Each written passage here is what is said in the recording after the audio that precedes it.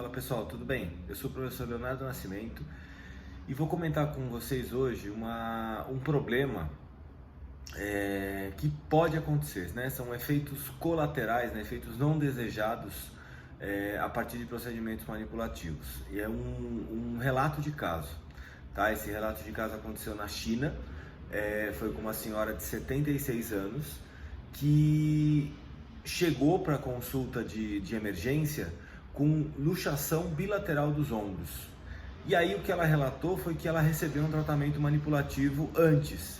E aí quando esse artigo vai estudando, né, esse caso, ele percebe que a clínica que a paciente recebeu esse tratamento manipulativo, que causou esse problema nela, dessa luxação bilateral, era uma clínica que não tinha nenhum tipo de credenciamento e nenhum conselho, nem de medicina, nem de fisioterapia, nem de osteopatia, nem de nada.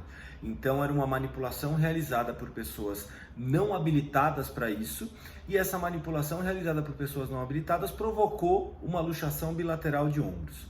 Tá? Então o artigo foi publicado numa revista que está indexada no PubMed, né?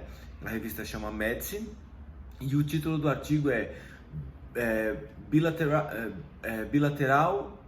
anterior shoulder dislocation as a result of manipulation, a case report, tá? Então foi um deslocamento bilateral dos ombros, que clinicamente ele é raro de se encontrar, normalmente é encontrado mais em jovens, mais em atletas, mais em esportes de arremesso ou de velocidade, mas nesse caso foi encontrado isso numa mulher de 76 anos, bilateralmente, depois do que aí eles chamam aqui no estudo after traditional Chinese manipulation. Então é uma manipulação de quiropraxia chinesa, né? Eu fui investigar isso melhor, é uma manipulação de uma técnica manipulativa que é utilizada por quiropraxistas chineses, tá?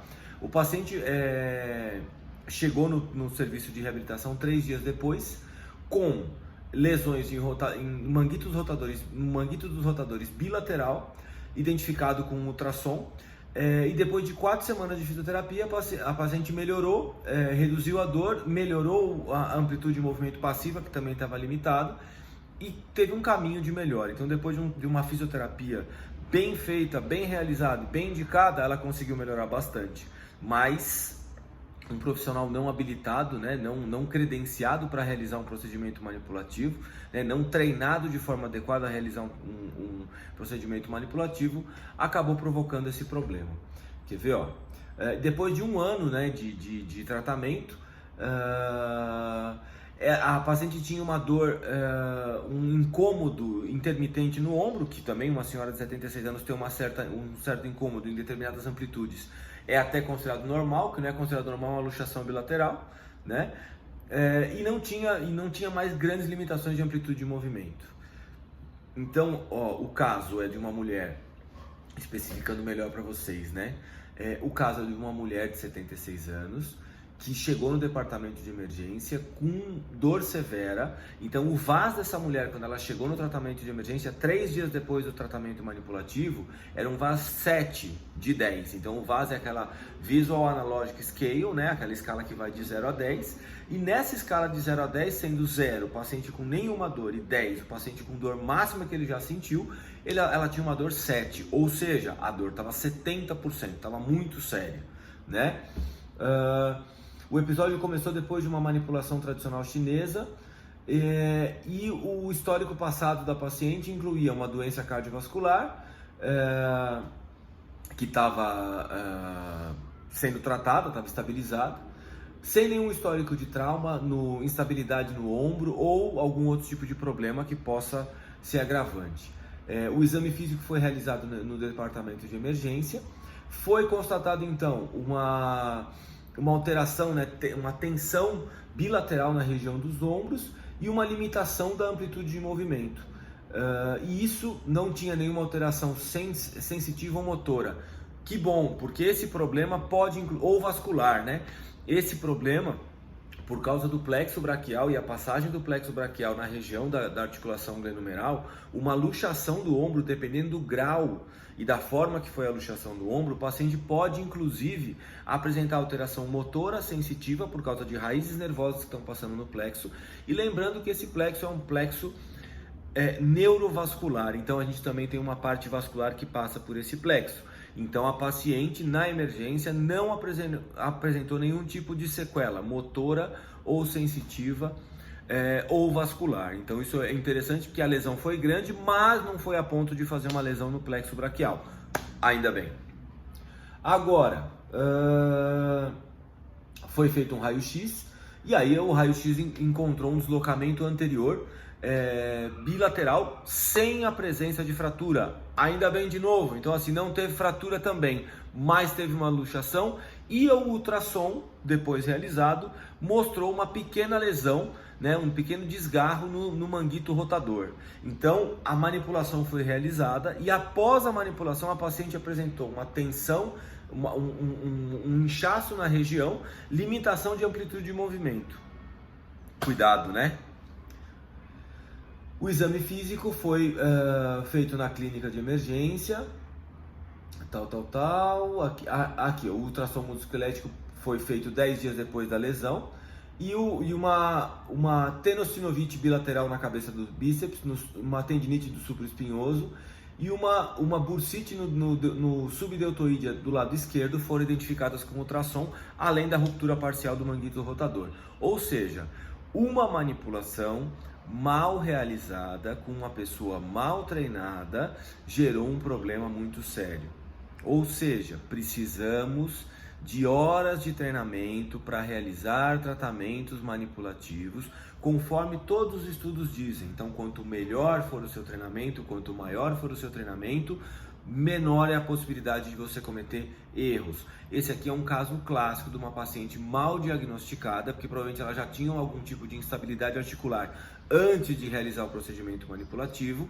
Foi feita uma manipulação com força maior do que deveria, além de tudo isso, e machucou a paciente, tá? Dessa forma que eu descrevi para vocês. Não teve alteração motora ou sensitiva, mas teve uma luxação da articulação, uma lesão de manguito rotador, uma tendinite, uma tenossinovite do bíceps bilateral, uma tendinite do supraespinhoso bilateral por inflamações e uma inflamação, uma bursite na bursa subdeltoídea do lado esquerdo, tá? Depois, como eu faço sempre, eu vou colocar o link do estudo embaixo. E aí no link do estudo, vocês podem baixar o estudo, vocês vão olhar, esse artigo é de 2017, tá? E vocês vão olhar que tem os exames da paciente. E a luxação foi muito grande, o deslocamento é praticamente completo. Então vocês vão olhar no raio-x que vai estar a glenoide aqui e o húmero vai estar aqui embaixo, tá? Então isso foi muito forte o problema, tá bom? Esse deslocamento anterior foi muito grande. Na discussão desse estudo é interessante que ele relata assim, ele faz questão de relatar isso mais de uma vez no estudo, tanto no abstract quanto na discussão, tá? E depois, se quem quiser também, olha esse estudo, porque também é um estudo interessante para a gente aprender a fazer relato de caso, tá? Porque o caso está muito bem relatado nesse estudo, tem todos os parâmetros, né? E aí fala o seguinte, né? Que depois de um ano de follow-up, depois de um ano de tratamento fisioterapêutico dessa paciente, ela tinha uma dor, um VAS de dor 2 de 10 no ombro direito e não tinha limitação de amplitude de movimento bilateral. No ombro esquerdo tinha 0,2, 0 de dor, né? Os testes começaram o teste de apreensão ficou negativo, o teste de SPEED, que é um teste para tendinite da cabeça longa do bíceps, também resultou como negativo, e o ultrassom, depois de um ano, apresentava ainda uma tendinite, uma tenossinovite bicipital, uma tendinite do supraespinhoso do lado esquerdo e uma pequena lesão no tendão do supraespinhoso, que é do manguito, aquela lesão, resquício da lesão dos manguitos rotadores. Mas a paciente não apresentava grandes limitações de vida. Depois de um ano, a paciente tinha 76 anos, ela tinha 77 anos. Então, a utilização do ombro de uma senhora de 77 anos estava totalmente funcional depois do tratamento de um ano, por causa de um procedimento manipulativo feito numa contraindicação ou com uma força excessiva, ou as duas coisas juntas que a gente não sabe, a gente não viu a manipulação sendo realizada. Na discussão do estudo, ele fala que foram relatados na literatura 70 casos de luxação bilateral do ombro com diferentes causas. E a maior parte das causas foi associada com esportes de alta velocidade. Manipulação, o que é? É uma alta velocidade com baixa amplitude. Então a gente pode ter provocado isso com a manipulação. Como esqui aquático, motociclismo, salto com cavalo, tá? Alguns exercícios de academia também feitos de forma errada, muito fortes, também podem provocar, de acordo com a literatura, com pesos inapropriados. E pacientes com deslocamento bilateral normalmente tem são dois picos, né, de incidência, né? São homens jovens, né? 70% são homens jovens, por causa exatamente da alta velocidade, e mulheres de meia idade. Então, assim, essa mulher nem estava nesses grupos de risco, tá? Então, se a gente for pensar também, ela não estava no grupo de risco, que seriam homens de 70% homens jovens, adultos jovens, e mulheres de meia idade. Então, são esses os grupos de risco para esse tipo de problema, tá? Aqui, ó, aí o artigo fala também o seguinte, né, que as complicações da manipulação espinal foram discutidas em muitos estudos, e incluíam normalmente alterações da artéria vértebro-basilar, ou acidentes com a cauda equina, que são os mais relatados como problemas colaterais. E aí nós temos um caso de ombro, né? Nesse caso especificamente, a paciente recebeu a manipulação numa clínica que não estava registrada por nenhum tipo de conselho profissional, e o profissional também não era licenciado especificamente para realizar esse tipo de procedimento. Aí que está o grande problema. A gente precisa começar a ter a cultura de informar para os nossos pacientes qual é o nosso credenciamento para poder realizar um tratamento manipulativo. Olha, eu tive tantas horas de treinamento de manipulação, eu tenho uma pós-graduação em terapia manual, eu tenho uma especialização em quiropraxia, eu tenho uma especialização em osteopatia. Explique para o paciente por quê. Não para você demonstrar o seu currículo, mas para o paciente saber que se ele for receber um procedimento manipulativo num outro local, ele pode perguntar isso para o profissional. E acho importante vocês mostrarem também esse paper para o paciente de vocês, para ele saber os riscos que ele está correndo quando ele vai num profissional não qualificado para receber um procedimento especialmente manipulativo, que envolve uma série de critérios prévios para evitar efeitos colaterais, tá?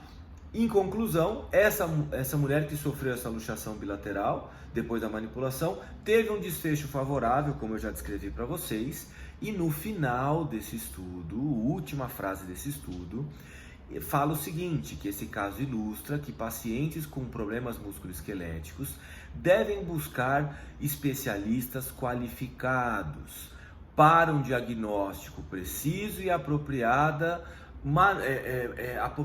manuseio das suas condições de saúde, da sua doença e das possíveis complicações. É isso que a gente tem que ficar de mensagem no final. Então, um profissional não qualificado é um profissional que não tem habilidade para fazer um diagnóstico. Não tendo habilidade para fazer um diagnóstico, ele vai ter uma tendência a gerar problemas nos nossos pacientes. Então, cuidado com isso, informem bem os seus pacientes, curtam, compartilhem, se inscrevam no canal e comentem aí o estudo que a gente vai trocando figurinha. Segue a página do Instagram também, que tem informação lá praticamente todos os dias. Muito obrigado e até a próxima. Cuidado com seus pacientes e informem seus pacientes. Um grande beijo, até a próxima.